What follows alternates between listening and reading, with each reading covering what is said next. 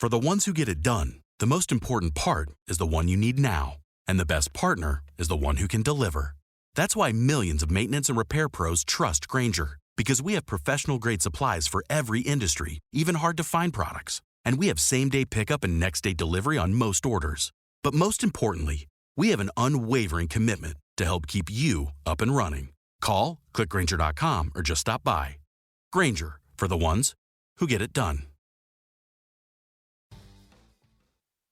This is Cashing Out on VSiN, the sports betting network. So number 3 of Cashing Out right here on VSiN, the sports betting network.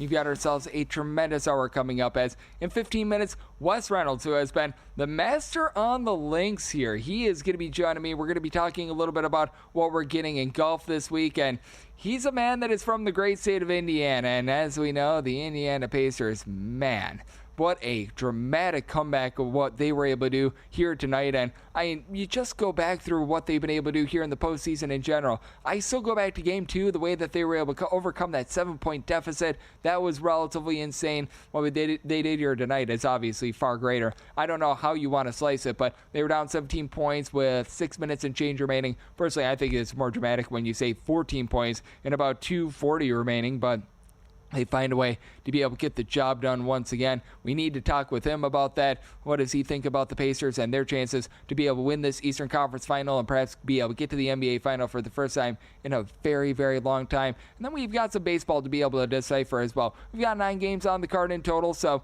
we're going to be taking a look at what we've got on that front as well. So we've got a lot of fun that's going to be going down there. But first things first, I was alluding to it. What we've got in terms of this NBA playoffs, what we've got in terms of this Pacers versus Knicks series, because I want to take a look at game number 2 and what we're going to be getting there, because we did see the New York Knicks fall and blow that lead as 4.5-point favorites.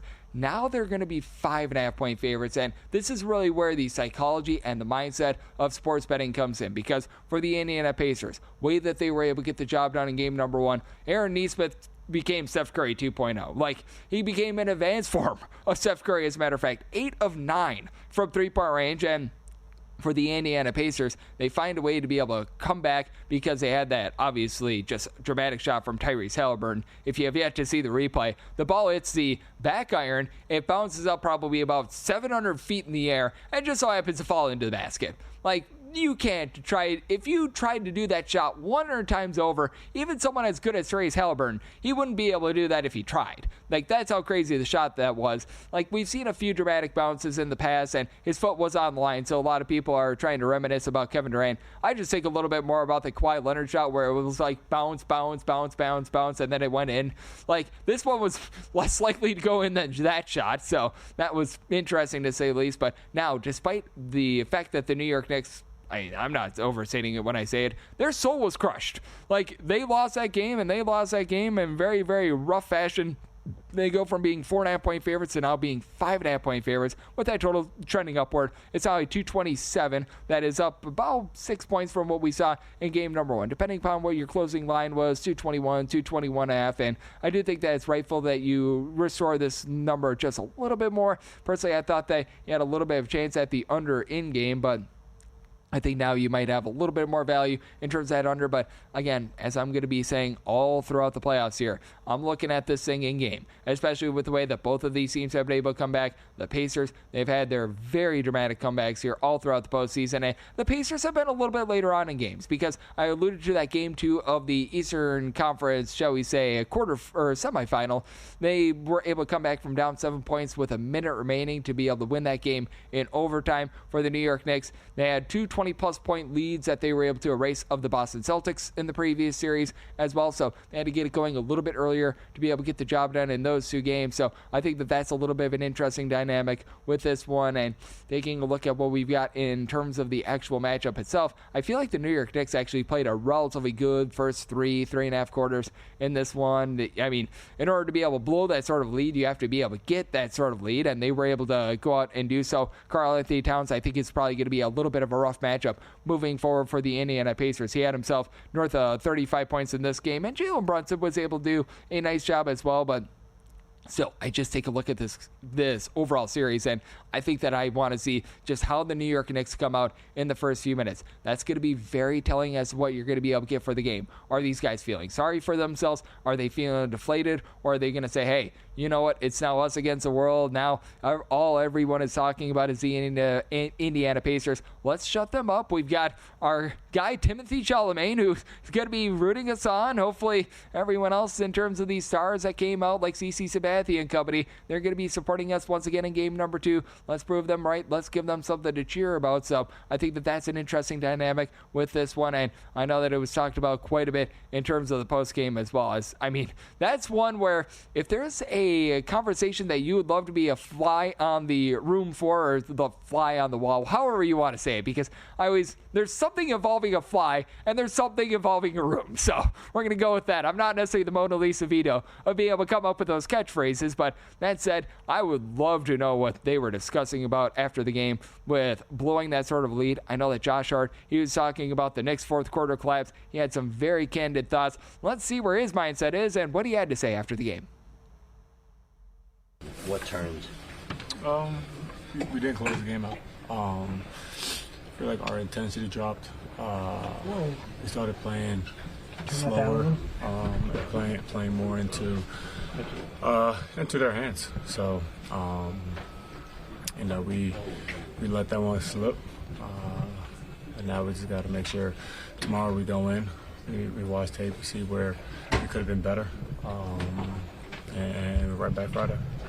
Seems like the right approach, in my opinion. He doesn't seem as crestfallen as probably I would be, because I retired from basketball after the 8th grade due to a lack of talent, so that was my entirety of my basketball career. But for Josh Hart, he and the rest of the guys, not named Jalen Brunson and Karl Anthony Towns, in my opinion, just have to be better. Like, for Josh Hart, he played 44 minutes, and I recognize that he's not some sort of a scoring machine, and this is a guy that still does a lot out there on the floor as well. This is a guy that can give you a relatively effective, like, 8 to 10 points, because he does a nice job of being able to pull in the rebounds. He does a nice job of being able to give you assists as well. But in a game that went to overtime, in my opinion, you just need a little bit more than 8 points out of Josh Hart, even though he did have in this game 7 assists, 13 rebounds. Additionally, a big reason why the New York Knicks lets this game slip as well, I alluded to this a little bit before. I feel like this is the second biggest collapse I've ever seen in basketball. Typically, when we see something like this, a lot of people want to be prisoner of the moment and they want to put it number 1 overall. I just still can't unsee Northern Iowa and what they did against Texas A&M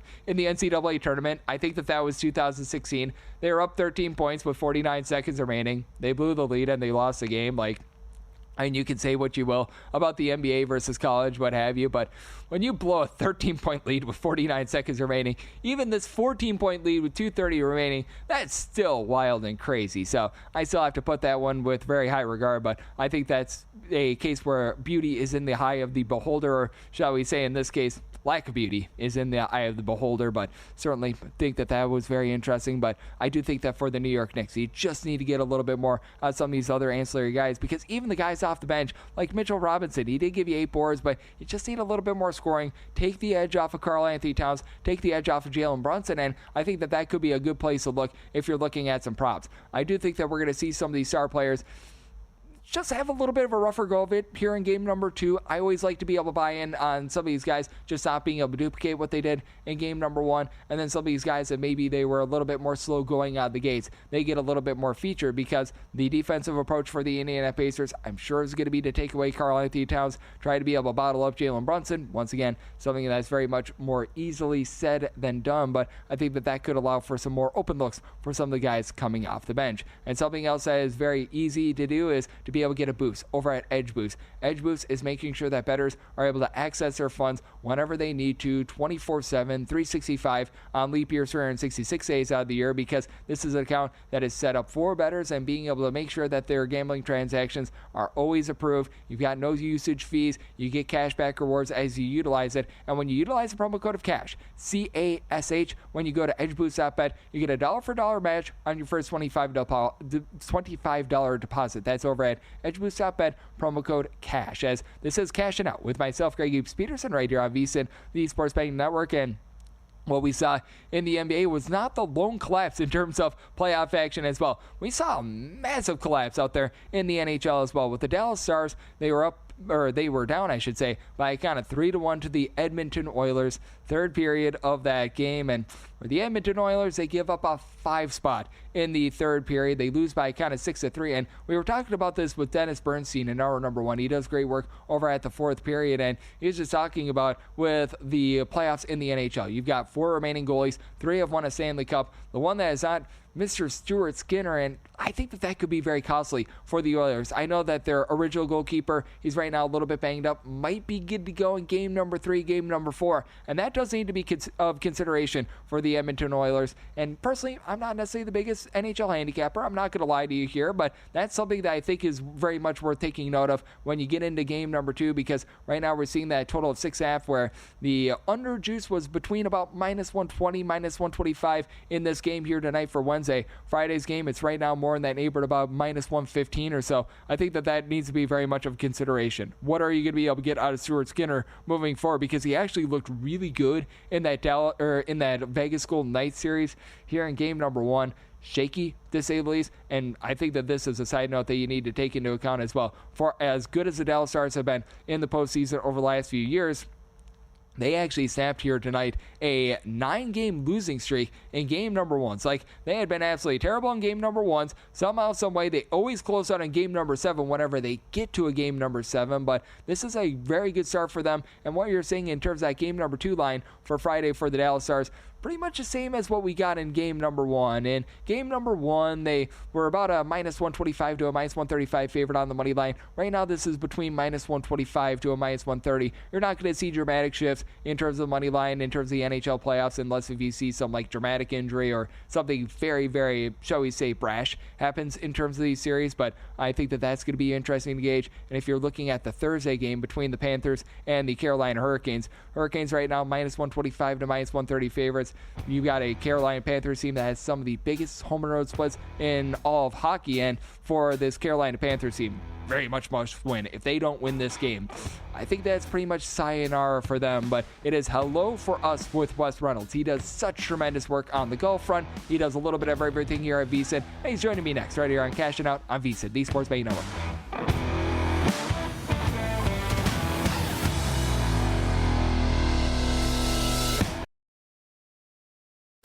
If you work in quality control at a candy factory, you know strict safety regulations come with the job. It's why you partner with Grainger. Grainger helps you find the high quality and compliant products your business needs to inspect, detect, and help correct issues. And the sweetest part is, everyone gets a product that's as safe to eat as it is delicious.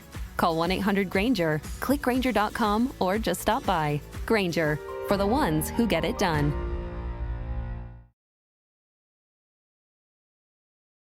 Welcome back to Cashing Out here on VSiN, the Sports Betting Network. We're back here on Cash It Out on VSiN, the Sports Betting Network. Always great to be joined by this man on the Progressive Guest Line. As we've got Wes Reynolds aboard, he's one of the best in the business. He does a tremendous job here at VSiN with his daily golf bets, but he does a little bit of everything. You need to know anything from football to wrestling, he's got you covered there. And Wes, it's always a pleasure, my friend. Thank you. Good to be on with you, Greg. Now we're talking hoops, though, with what we saw tonight. Yeah, typically we're talking hoops with you more in like February and March with talking some Big Ten basketball, but now we get to talk some NBA with you because you're a man that is from the great state of Indiana. So take me through what you witnessed from the Indiana Pacers here on Wednesday and just how massive that win was. Yeah, a very good night for my former employer. I once worked at Pacers Sports and Entertainment once upon a time, so very happy for my friends still at the organization. And just, look, I thought I'd seen it all. We had seen a couple big comebacks in the final minute already this year. The closeout game in Game 5 against Milwaukee, Game 1 against Cleveland. Like, we thought we had seen it all, but we hadn't seen nothing yet until tonight.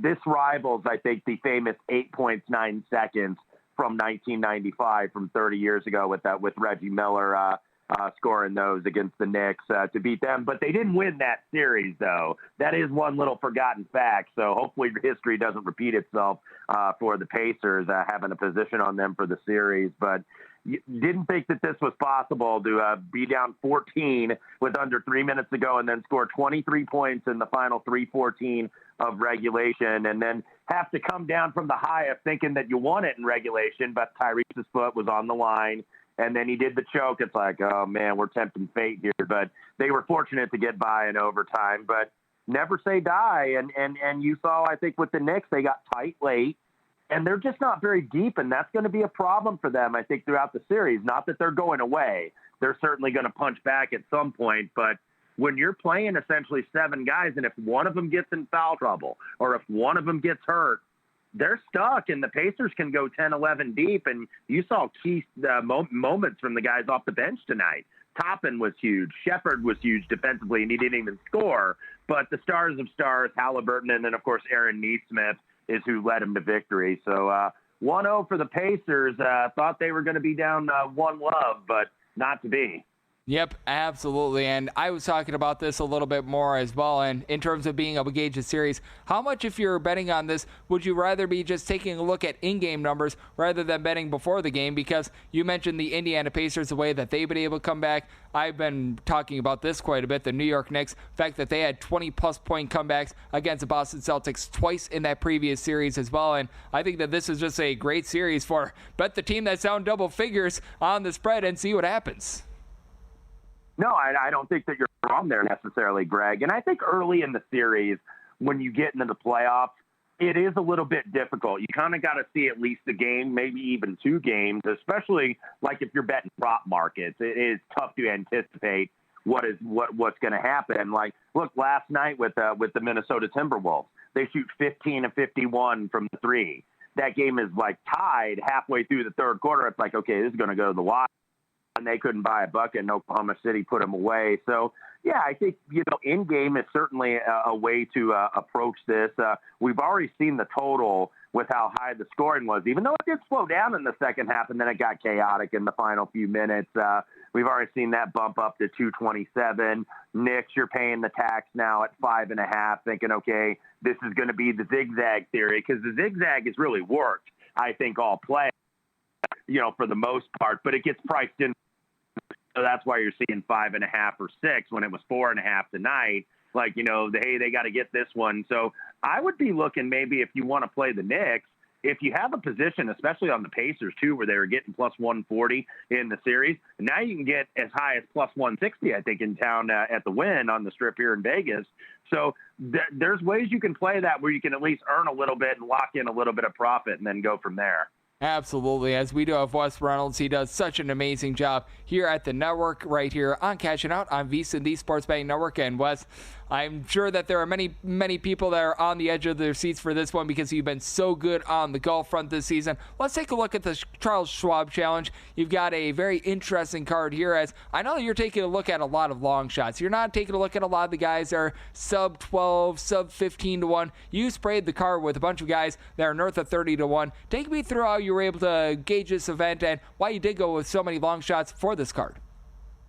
Yeah, I'm getting in front of Scotty Scheffler, which actually is probably not a very good idea, to be honest with you, considering he's second, third, and second in this event in the last 3 years, and he just comes off winning his 3rd major championship at the PGA. So if you want to play the without Scheffler market, you certainly could. Or if you're not going to use him on the outright, go ahead and play some placement markets, to kind of give yourself a little bit more exposure in case Scotty Scheffler runs away with this thing. But Aaron Rye, 35 to 1, very good approach, very good ball striker, really accurate with the driver. This fits on a course where it's a shorter course and you're going to be taking not driver off the tee. You're going to be taking 3-wood. You're going to be taking Aaron Rye, 35 to 1. Around the same price, Maverick McNeely, who is an excellent putter. 3 top 10 finishes or 5 top 10 finishes, I should say. 3 of them top 3 or better to start the season after he won the RSM to finish off the year. JJ Spawn, 60 to 1, a guy that's been close to winning another event. He's at a third, a runner-up, and then he finished runner-up again to Rory McIlroy, losing in the playoff. Ryan Gerard, a guy that's been playing good golf, 3 top 10s last 6 starts, was 8th last week in the PGA. Actually had better ball striking numbers than Scotty Scheffler, who ended up running away with the thing. And then the long bombs, Christian Bezuidenhout, 90-1. Always good form here. I think 3 top 20s in the last 3 years. Bud Cauley, 100-1, who's back off his major medical extension. I think he's going to play well. And as well as Japanese Ryo Hisasane. I had to say that or pause to say that there. 5th at the Valero earlier this year, 2 top 5s last 8 starts. But this is one with Scotty Scheffler being on a roll and being like plus 250 to win the thing. You usually don't see an outright favorite really that short. You might want to exercise a little bit of caution, play the without market, or play smaller increments in terms of your units. And that's what I'm doing this week because the fear factor with the world number 1 is absolutely real. And I think that it's so interesting with regards to this field as well, because typically when you've got a short shot like Scotty Scheffler, you at the very least have like one guy that's maybe like a 7-1, an 8-1. It's just pretty much all or nothing right now because you've got Scotty Scheffler at a plus 240, and then everyone else is 22-1 or greater, with Daniel Bergers and Jordan Spieth currently at 22-1. How unique is it to be able to gauge a field like this? Because typically you've got like a solid number 2, number 3 shot, and you really don't have that defined number 2, number 3 here. It's in the top spot in the schedule, Greg, because it's right after the PGA, and then it's a week before the Memorial Tournament in Dublin, Ohio, which, of course, is Jack Nicklaus's event, and his event at Muirfield Village, which is kind of his ode to Augusta. He designed that course. So a lot of the other big guns are taken off this week. But Scotty Scheffler is playing because he is from the Dallas area. He won the Byron Nelson 3 weeks ago in Dallas. So he's trying to complete the Metroplex sweep, if you will, and win here in Fort Worth. So because of the spot in the schedule, you have a downfield, and then you've got the 800-pound gorilla, world number 1, leading the field. That's why you see so much of a drop-off. Yep, and I think that that's very well said by you. And just in terms of this, Charles Schwab as well, because you mentioned it with Scotty Scheffler, he is the just big giant bulldozer in this field. How do you take a look at the derivative market? Because as we know, that could be a great way to be able to just mitigate things and to be able to take Scotty Scheffler out of the fold. Yeah, I think if you're not playing the without Scheffler market, where you're basically picking the winner that's going to be the top guy, taking him out of the equation. I think if you're doing that, you do want to play maybe some placement markets, some top 10s, top 20s. I think maybe weigh those equally with your outrights and kind of split them half and half depending on what your unit size is or what your bet and be. And that's how I would probably approach that, just to maybe slightly be on the safe side here if you don't play the chalky Scotty Scheffler and he runs away with it like he did last week.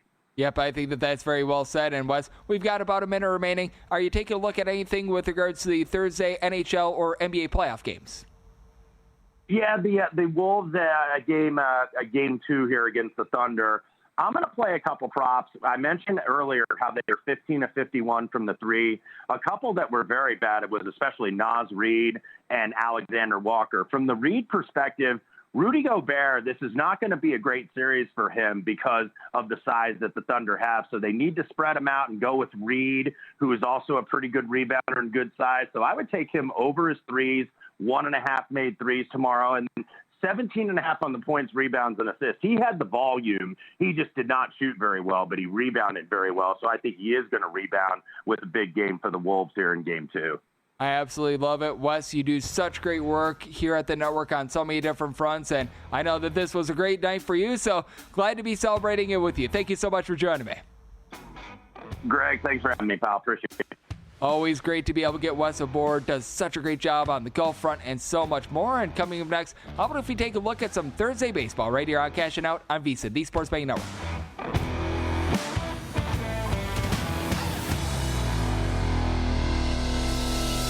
Welcome back to Cashing Out here on VSiN, the Sports Betting Network.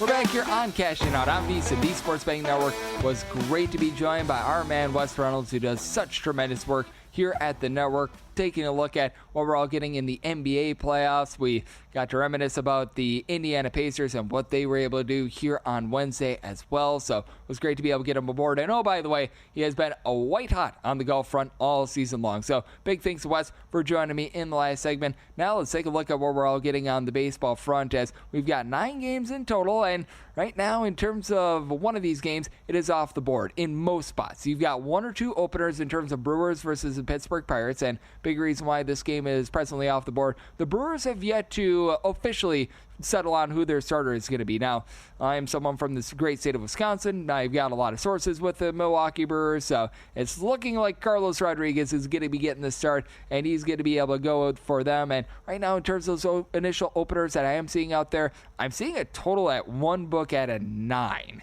And if we get a total of 9, this is going to be a very nice underplay. And truth be told, I do my daily handicaps every single day. If you go to VSiN.com, we've got those all up for you guys there. But I did set my total at an 8.3, mainly because for the Pittsburgh Pirates, they did something very historic on Wednesday, and it's historic in that we just have not seen it before. In the era of the live ball, they are the first team to score 4 runs or fewer in 26 straight games. 26. You just don't have guys moving the line for this team. Like, Oneil Cruz has been able to give you 8 home runs this far this season. He's been able to give you a little bit of on base, and Joey Bartez as well. But this is just a combination of so many different things. Obviously, the weather hasn't necessarily been the world's greatest out there on the East Coast, but maybe this is just the way that I remember things. I don't think that it's like some sort of terrible weather that we've been having out there in the city of Pittsburgh or anything like that. So, that's been interesting to gauge, to say the least, because the Pirates, I know that they've got one of the more, shall we say, pitcher-friendly ballparks in all of baseball, but just have not been able to get a lot out of these guys, and just have so many guys that they just failed to move the line. Emmanuel Valdez, Tommy Pham, Brian Reynolds, Henry Davis. When he's been out there, Endy Rodriguez, as he's dealing with a little bit of an injury. All these guys hitting at 210 or lower. They're not really drawing a lot of walks. They're not giving you a lot of power. And they go up against a Milwaukee Brewers team that they did have to pitch 11 innings in the loss that they took against the Baltimore Orioles on Wednesday. But the guy that they're calling up, if it is indeed Carlos Rodriguez, has actually been really nasty for the AAA Sounds. And one thing that you want to know with the Brewers, they've actually done a really good job with their farm system. Like, you take a look at what Chad Patrick's been able to do this season. He's been pretty rock solid. Have a lot of these guys that in general have come up from the AAA ranks, and they've been able to give you some good production right away. Like, you got a lot of good pitchers out there in that farm system, but I do think that for Rodriguez, getting 9.5 strikeouts per 9 innings, despite it being his first start, he's going to be rock solid. And you've got Mike Burrows, who's going to be going on the flip side for the Pittsburgh Pirates, and it's a Pirates team that they themselves do a pretty solid job in terms of being able to shall we say, train their starting pitchers. The bullpen pitching has been a little bit more suspect, though. Something like a Chase Shogert has been pretty solid for them. You've got Dennis Santana, who's starting to be able to give you a bit more of something.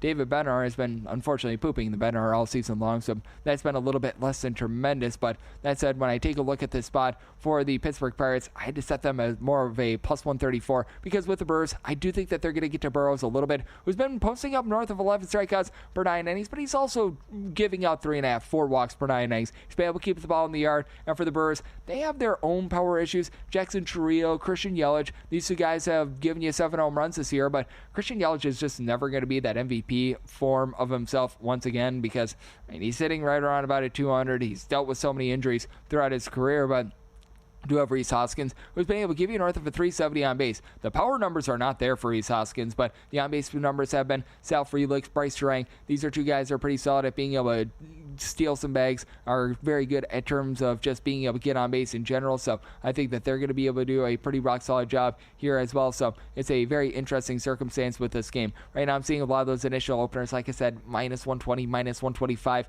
I'd be willing to go up to about a minus 134 with that Brewers money line. And if we get the gift of this being a market-wide number of a 9, like I'm seeing on the initial opener, I'm seeing at one book, I would be very much willing to take a shot on the under. Pretty much anything that is a 8 or higher, I'd be looking at the under on, because again, that wild said, Pirates, 4 runs or fewer scored in 26 straight games. And I recognize that what comes up must come down, but And until it happens, just taking unders on the Pittsburgh Pirates has been pretty rock solid. And something that you always want to be taking is a look at everything that we've got on the VSiN Pro side of things as well, because over at VSiN Pro, we've got you covered with regards to advanced analytics, our daily best bet emails. They are second to none, and you're able to become a VSiN Pro subscriber for less than 50 cents a day with this offer. Typically, we offer a month subscription for about $20 a month, so that would be $240 a year. We're going to trim off $41 on that price. So we're going to give you it for $199, but we're also going to throw in there 2 months for free as well. So you go from 12 months to 14 months. That also gives you exclusive access to the VSiN Watch app, so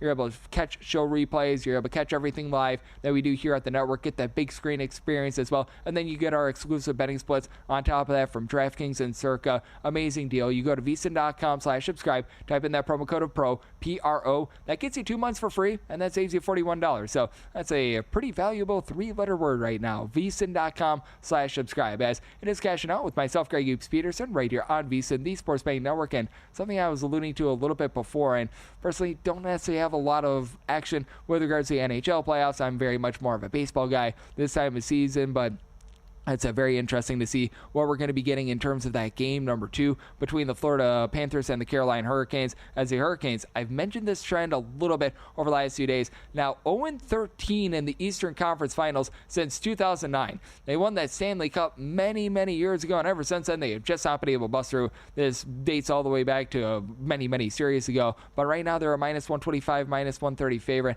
I think this is going to be very interesting to see how it plays out, because I think what is going to be of intrigue is how Frederik Andersen is able to perform for the Carolina Hurricanes. He gave up 5 goals in that game number 1, was giving up a few soft goals as well. I think that that's going to be the big dynamic, and I think that this is a little bit correlated. If you like the under, you probably like the Carolina Panthers a little bit more. If you like the over, that means that the Panthers, or if you like the under, you probably like the Carolina Hurricanes a little bit more, because that means that Andersen stepping up a little bit more. And as we know, Sergei Bobrovsky has just been so good for the Florida Panthers as well. Hurricanes are going to need to find a way to be able to get to him, because they actually got a lot of shots on goal in game number 1. They got 33 shots on net, but Bobrovsky, he was able to stop 31 of them. They need to find a way to be able to get more clean offense. So I think that that's going to be fun to be able to decipher. Personally, if I had to bet it right now, I think that the streak comes to an end. I do think that the Hurricanes bust through, but I just can't back something like that where the Carolina Hurricanes, I mean,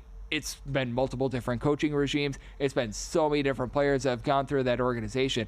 0-13 in the conference finals ever since the beginning of the 2009 campaign. So that's been wild to see. You know what else is very wild to see? How big of a fade this team is. I'm sure that many of you guys have been hearing me talk about this, both here on the network and both on my baseball podcast called The Baseball Betting Show with Greg Peterson. I know we came up with a very original title for a name there, but I mean, the fate of the Colorado Rockies is very real. This is 901, 902 on the card. It is the Philadelphia Phillies, who are -290 to -305 road favorites, a total of 11.5. I never thought I would see this, where you have to lay -140 juice to lay 2.5 runs. Like, when you find a -140 run line on -1.5, you're thinking, wow, I am paying a juice here. I am paying a tax. Well, now you're having to do that for 2.5 runs. That just speaks to the stink of the Colorado Rockies. And again, I will bring this up once again. They are off to the worst start in Major League Baseball since the 1890s. This is a worst start that we've seen since the Ottoman Empire not just existed, but was 25 years away from collapse.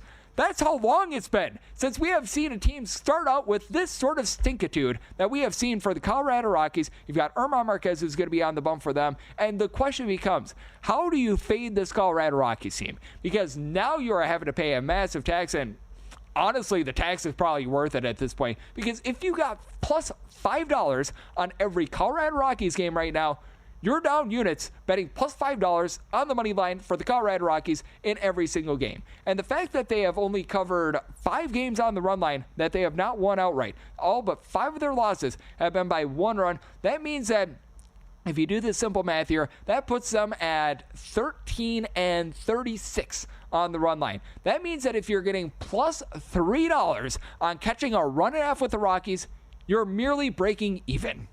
Plus $3, getting a 1.5, breaking even. Like, that should tell you everything that you need to know about the Colorado Rockies and where they're at right now. So even if you think that the tax is a little bit high, I mean, it's all about a case of, is it profitable? And the answer is yes. Or do you feel great about laying these big numbers with the Philadelphia Phillies here? Probably not. And are you thinking, oh, this is going to be some sort of a gold mine and I'm going to be some sort of like a super sharp or anything like that? No, but sometimes the best plays are the simple plays. Like with the Colorado Rockies, this is a team that cannot be trusted until they show otherwise, and I don't think that they're going to be showing otherwise because they play out there in the NL West where you could potentially have 4 teams that are going to be competing for the playoffs, and I think that this is just something that you ride. Personally, the way that I'm going to be looking to fade the Rockies on Thursday is looking at the under. Should be some positivity for Germán Marquez. His fielding independent, 4 points lower than his ERA, and Ranger Suarez is rounding into form, and we're going to look to round into form with some great baseball bets for this Thursday next right here on VSiN, the Sports Betting Network.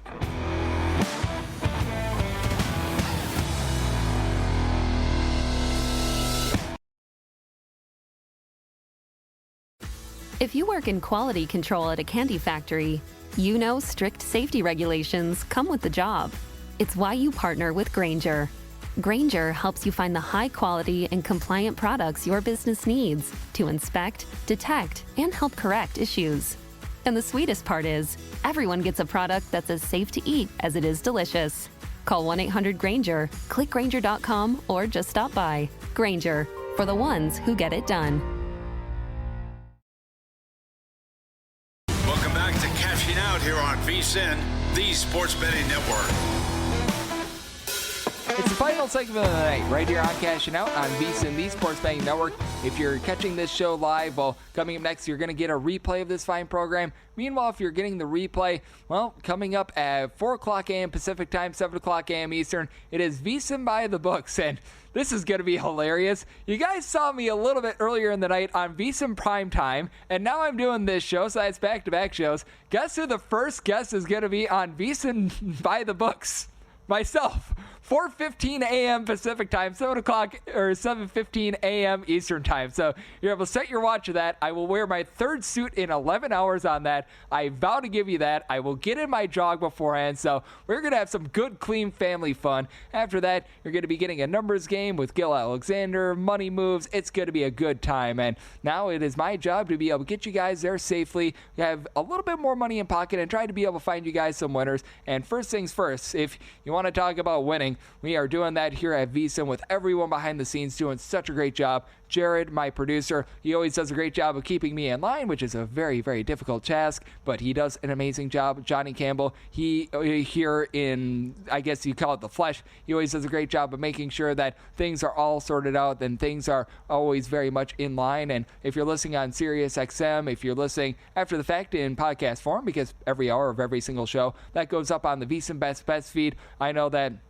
we've got our guy, Chris, who does such a great job on the ones and twos, making sure that the audio is all nice, crisp, and clean. And then, most difficult job here at VSiN, making me look halfway presentable in a video/moving picture format. Alexis does a tremendous job and make sure that all the odds that you see on the screen, they're all nice, clean, and tidy. So, big thanks to everyone behind the scenes. They're the best in the business, and because they do such a great job, I need to do a good job with regards to what I'm giving out with regards to my bets for this baseball Thursday, and right now I'm seeing that come out onto the board. The game that I was referring to in the last segment, Brewers versus Pirates, and we're starting to get a market number of 9 with regards to total in Pirates versus Brewers.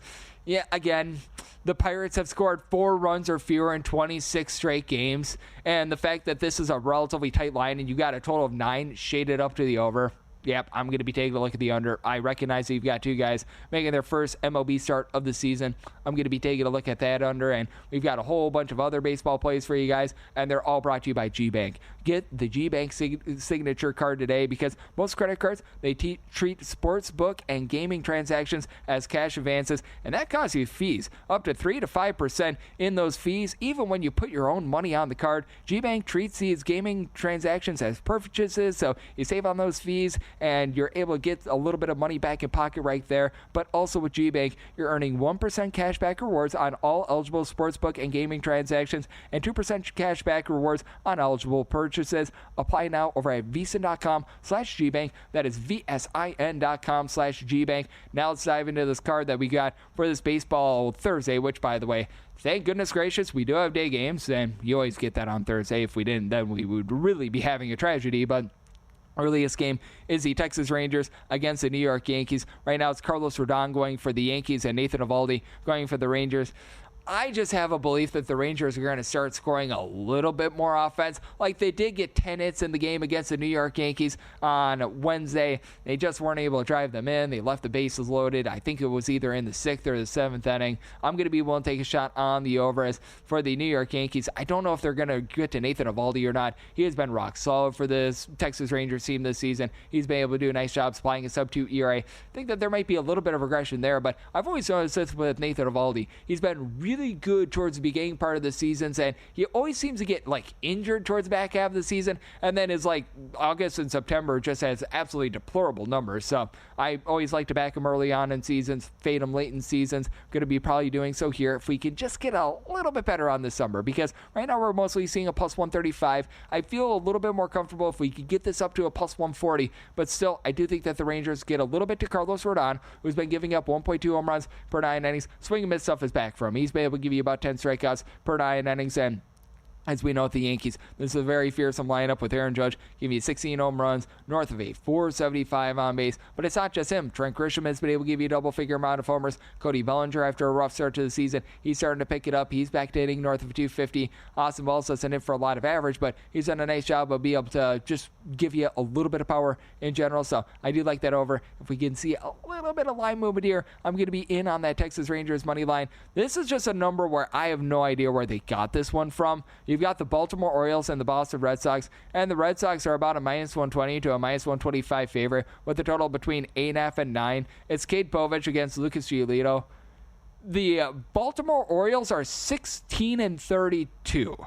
They have been mispriced all season long. If they put this out there on a neutral field, they're saying that the Orioles would actually be a favorite in this game, and I just can't get with that. I recognize that Lucas Giolito has been not great, to say the least, north of a 7 ERA, and if you even date it back to the 2023 season, reason why I say 2023 is that in 2024 he was injured, did not pitch at all, but during that 2023 campaign he spent it with 3 different teams, 4.88 ERA, north of a 5 fielding independent, was giving up a home run and a half per 9 innings. Not good, to say the least, but you know what else has not been good? The Orioles' road offense, averaging fewer than 3.9 runs per game. You've been able to get a little bit more out of Gunnar Henderson recently, and I love what he's been able to bring to the table. And additionally, you've been able to have a few other guys who've been able to move the line for the team. I do like the fact that you've been able to get a little bit more out of some of the young guns for the team, but Heston Kjerstad has been one of those guys that just has not been able to develop. Cedric Mullins is giving you good power, but we've seen his batting average go down. And Jackson Alday, that's a player that I was thinking about a second ago. He's been now hitting north of a 260 for the team as well, but for the Red Sox, just much more firepower in this lineup. You've been able to have Weiler Abreu, Alex Bregman give you 11 plus home runs, and Rafael Devers, though he refuses to pick up the glove, he's been picking it up with the bat, north of 400 on base. He's up to 10 plus home runs this season. And for the Orioles, lots of concern with this bullpen. Bottom 7 team in the big leagues with regards to bullpen ERA. Felix Bautista got used up in that game against the Brewers on Wednesday, and they had to go to 11 innings. So they had to burn through quite a few bullpen pieces there. Even though Mr. Sugano was able to give you 6 innings, that still means that you had to eat 5 innings with that bullpen. So that's a little bit of an issue, especially when you've got a guy in Cade Povich who his career road ERA is north of a 5.7. He doesn't really give you a lot of swing and miss. He gives up a lot of walks. He's giving up the deep ball right now. Just not a guy that I want to be backing whatsoever. I'm in on the over. I set my total more like a 9.5, so being able to get 8.5 to 9, do like that. And I do like the Boston Red Sox on the money line. I was willing to go up to about minus $2 here, so being able to get this at a minus 120, I view that as pretty solid value. And I do think that you've got some pretty solid value out there in the lovely, shall we say, country of Canada as right now. The San Diego Padres, very, very slim favorites against the Toronto Blue Jays. It's Bowden Francis going against Stephen Kolek, and I wouldn't want to go much past like a minus 115 with the San Diego Padres, but mostly seeing about minus 110, minus 115. I'm going to be willing to back Mr. Kolek, who's already got 1 complete game under his belt, and I do like this total under as well because with Bowden Francis, he has given up 3+ runs in each out of his last 5 starts. I feel like he was very much due in for regression, but you've got a pair of teams that they really don't hit the deep ball. Both of these teams have been in the bottom 12 in the big leagues in terms of home runs on a per at-bat basis. It is so bad for the Toronto Blue Jays, by the way, that Dalton Varsho was played in less than 20 games this season. He is tied for the team lead in home runs with 6. You've got Anthony Santander, George Springer, who've all been able to give you 6 home runs this season. Actually, Springer a little bit less. Vlad Guerrero Jr. has had 6 home runs, but they just have not been able to get that power whatsoever. You do have a Blue Jays bullpen that's been a little bit suspect, but a big reason why I'm going to be willing to back the San Diego Padres continue to be a top 8 team in terms of bullpen ERA. Yuki Matsui, Alec Jacob, guys like this, they've been able to do a nice job, give you a sub-3.5 ERA. Additionally, Robert Suarez is one of the better closers you're going to find in the big leagues. Jason Adam has been able to give you a sub-2 ERA since the beginning of the 2024 campaign. And for the Toronto Blue Jays, Jeff Hoffman, posting up north of 5 ERA. Was supposed to be a good pickup for them. Has been anything but that. So going to be looking at that Padres money line, and I'm going to be taking a look at that under as well. And then with the Detroit Tigers, 15-5 in their last 20 games. They've got Captain Jack Flaherty on the bump against the Cleveland Guardians, hovering right around about a -130, -135 on the money line. I'd be willing to go up to a -135 here with the Detroit Tigers. They've been really able to revamp this offense as well, as you've got a trio of guys, Kerry Carpenter, throwing there Spencer Torkelson, Riley Green, who have all been able to give you at least 9 home runs this season. Carpenter, not necessarily the world's greatest on base, but still hitting north of 275. And Javi Baez, you want to talk about one of the most improved players in all of baseball. This guy was an albatross for the Tigers' last few seasons, has actually been able to give you a good effort thus far this season, so you like to see that. And with the Detroit Tigers, dating back to the beginning, or shall we say the All-Star break of the 2024 campaign, number 1 team in terms of bullpen ERA. They pulled off their bullpen madness on Wednesday, where they had Brant Herter as sort of the starter/opener. They did a nice job piecemealing that thing together. I think they'll do so again against a Cleveland Guardians team that all of a sudden in the bottom half of the big leagues in terms of bullpen ERA, after they led the big leagues in terms of bullpen ERA last season. So we've got ourselves a lot of fun in terms of baseball front for this Thursday, I should say. And on this Thursday, we've got ourselves a great lineup here at VSiN. Again, I'll be joining you guys once again 4:15 a.m. Pacific time, 7:15 a.m. Eastern with Jensen Lewis, Dave Ross. They do a great job over at VSiN by the books. You've got a numbers game starting up at 10 o'clock a.m. Eastern. You've got Money Moves with John Von Tobel and company over at noon Eastern time. So we've got yourselves locked and loaded with a lot of playoff action, a lot of baseball action, and so much more right here on VSiN, the Sports Betting Network.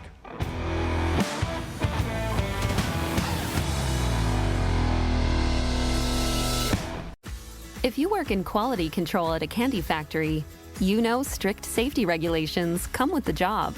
It's why you partner with Grainger. Grainger helps you find the high-quality and compliant products your business needs to inspect, detect, and help correct issues. And the sweetest part is, everyone gets a product that's as safe to eat as it is delicious. Call 1-800-GRAINGER, click Grainger.com, or just stop by. Grainger, for the ones who get it done.